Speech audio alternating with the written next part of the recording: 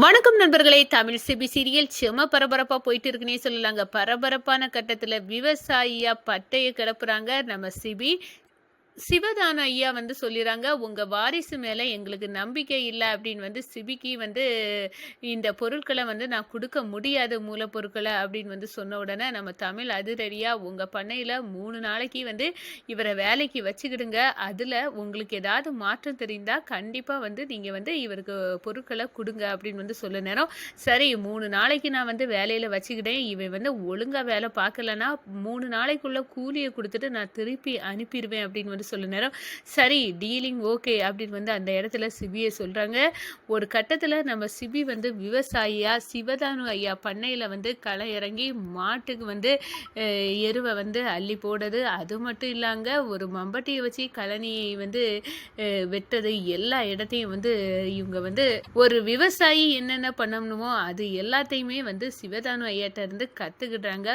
இவ்வளோ கோட்டு சூட்டு போட்டவர் இப்போ ஒரு விவசாயியா மாறின்னு இருக்காருன்னா நல்ல விஷயம்தான் அப்படின்னு சிவதானு ஐயா மனசை மாத்துறாங்கங்க நம்ம சிபி. அதை பற்றி தான் இந்த வீடியோக்குள்ள பார்க்க போறோம். அதுக்கு முன்னாடி சேனலுக்கு லைக் அண்ட் சப்ஸ்கிரைப் பண்ணுங்க ஃப்ரெண்ட்ஸ். பக்கத்தில் இருக்க பெல் ஐக்கானையும் கிளிக் பண்ணுங்க. அப்பதான் நான் போடுற ஒவ்வொரு வீடியோவும் நோட்டிபிகேஷனா உங்களுக்கு கிடைக்கும். வாங்க ஃப்ரெண்ட்ஸ் வீடியோக்குள்ள போகலாம்.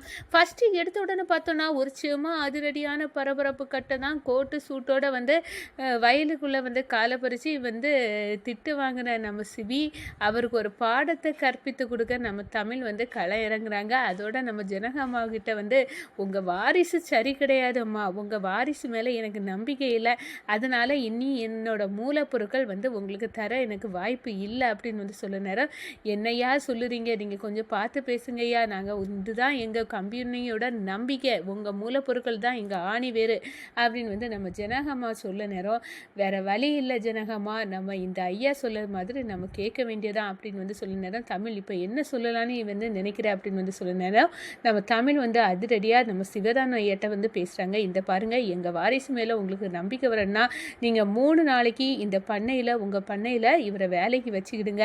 3 நாளைக்கு வேலைக்கு வச்சு உங்களுக்கு அப்போவும் இவர் மேலே நம்பிக்கை இல்லாட்டினா இவருக்கு நீங்கள் இந்த பொருட்களை மூலப்பொருட்கள் உங்கள் பொருட்கள் எங்களுக்கு தரண்டா, ஆனால் இந்த சிபியோட மேலே உங்களுக்கு நம்பிக்கை வந்துன்னா நீங்கள் தாராளமாக எங்கள் கம்பெனியோட டீலிங் வைப்பீங்க தானே அப்படின்னு கேட்க நேரம், அதுக்கு என்னம்மா நாங்கள் வைக்க தான் செய்வோம், இவரை 3 நாள் எங்கள் பண்ணையில் வேலை பார்க்கட்டும், இவர் நல்லா பார்க்காட்டுனா 3 நாளைக்குள்ளே கூலியை மட்டும் கொடுத்து இவரை திருப்பி அனுப்பிடுவேன், அது பிறகு இந்த ப்ராடக்ட் எல்லாம் வேலைக்கு ஆகாது அப்படின்னு சொல்ல நேரம், சரிங்க ஐயா நீங்கள் சொன்ன மாதிரி எங்கள் ஆள் சிபி இங்கே வேலை பார்ப்பாப்புல அப்படின்னு சொல்லிடுறாங்க. நம்ம சிபி விவசாயியாட்டி ஒரு வேட்டி சட்டை போட்டுக்கிட்டு அப்படியே தோளில் மம்பட்டியை தூக்கிக்கிட்டு களம் இறங்குறாங்க. ஒரு கட்டத்தில் பார்த்தோன்னா எருவை கூட்டி சாணியை அள்ளி நீ காலையிலேருந்து இந்த மாட்டு தொழுவை சுத்தம் செய்யறதுலேருந்து நீ எங்கள் பண்ணையில் வேலை பார்க்கணும் அப்படின்னு சொல்ல நேரம், நம்ம சிபி அடடா இதெல்லாம் எனக்கு பழக்கம் இல்லையே, ஆனால் பழகிக்கிடணுமே, இந்த சிவதானுக்கு நம்ம முறிச்சு பேசி நம்ம இவருக்கு ப்ராடக்டை வேண்டாம் வெறுப்பா நம்ம தூக்கி போட்டதுக்குள்ளே நம்ம தண்டனை தான், ஆனால் இதை பழகிதானே ஆகணும் அப்படின்னு மாட்டு எருவை கூட்டி தொழுவை சுத்தம் செய்கிற வேலையிலேருந்து நம்ம சிபி ஆரம்பிக்கிறாங்க. அதோட பார்த்தோன்னா மம்பட்டியை தூக்கிக்கிட்டு வயலில் வரப்போ விட்டு அப்படி இப்படின்னு நம்ம சிவதானு உழுக்கெடுக்க ஒரு கட்டத்தில் சிவதானுட்ட அடியையும் வாங்கிறாங்க நம்ம சிபி. ஐயா இவர் எப்படியே அடித்தாலும் பரவாயில்ல, நம்ம ஜனகம்மாவுக்கு வாக்கு இந்த டீலிங்கை ஓகே பண்ணதுதான், அதனால எல்லாத்தையும் வாங்கிக்கிட்டாலும் இந்த டீலிங்கை ஓகே பண்ணணும் அப்படின்னு அந்த இடத்துல அடி உதனி வாங்கி நம்ம சிபி வேலையை பக்காவாக கற்றுக்கிட்டாங்கன்னே சொல்லலாம். ஒரு கட்டத்தில் ஒரு முழு விவசாயி மாறாங்க. இதை பார்த்து 3 நாள்ல பரவாயில்ல, அந்த பொண்ணு சொன்ன மாதிரி இந்த வாரிசு சரிப்படும் பக்குவப்படுவது தானே அப்படின்னு அந்த இடத்துல சிவதானுக்கே தோணுது. அதோட நம்ம ஜனகம்மாவுக்கு கால் பண்ணி, உங்க வாரிசு நல்ல வாரிசு தாம்மா, நானும் தப்பா நினைச்சிட்டேன், அவர் ஒரு முழு விவசாயியா இப்போ மாறி எங்க பண்ணைக்குள்ள நல்லாவே விவசாயம் பண்ணுறாரு, கண்டிப்பா எங்க மூலப்பொருட்கள் எப்படி வருதுன்னு அந்த கஷ்டம் நஷ்டம் தெரிஞ்ச ஒரு நபராட்டி இவர் இருக்காரு, அதனால இந்த பொருட்களை உங்களுக்கே நான் வந்து கொடுக்குறேன் மூலப்பொருட்கள் அப்படின்னு வந்து சொன்ன நேரம் ரொம்ப வந்து நன்றி அப்படின்னு வந்து அந்த இடத்துல வந்து சொல்லுறாங்க. ஒரு கட்டத்தில் நம்ம சிபியை கூப்பிட்டு, இந்த பாருப்பா உன்னோட கஷ்டத்தை நான் இப்போ புரிஞ்சுக்கிட்டேன், நீ வந்து எவ்வளோ உழைச்சா இவ்வளோ வந்து சம்பாதிக்க முடியும் அப்படின்னு வந்து விவசாயத்தை பற்றி நல்லாவே நீ இப்போ கற்றுக்கிட்ட, நீ வந்து தாராளமாக இனி கம்பெனிக்கு போடலாம், எங்கள் மூலப்பொருட்கள் உங்களுக்கு அனுப்பி வைக்கப்படும் அப்படின்னு வந்து சொன்னார். ரொம்ப நல்ல விஷயம். நானும் இவ்வளோ கஷ்டப்பட்டு தான் இந்த பொருட்கள் வருவு அப்படின்னு வந்து தெரியாமல் எதுக்காக இவர் விலையை கூட்டாரு அப்படின்னு வந்து நானும் வந்து முரட்டுத்தனமாக நினச்சி உங்ககிட்ட பேசிட்டேன். ஆனால் இது ஒரு நல்ல வாய்ப்பு, என்னால் இவ்வளோ தூரம் இதுலேருந்து கற்றுக்க முடியும்னா ரொம்பவே நல்ல விஷயந்தான். நீங்கள் நல்லது தான் ஐயா பண்ணியிருக்கீங்க.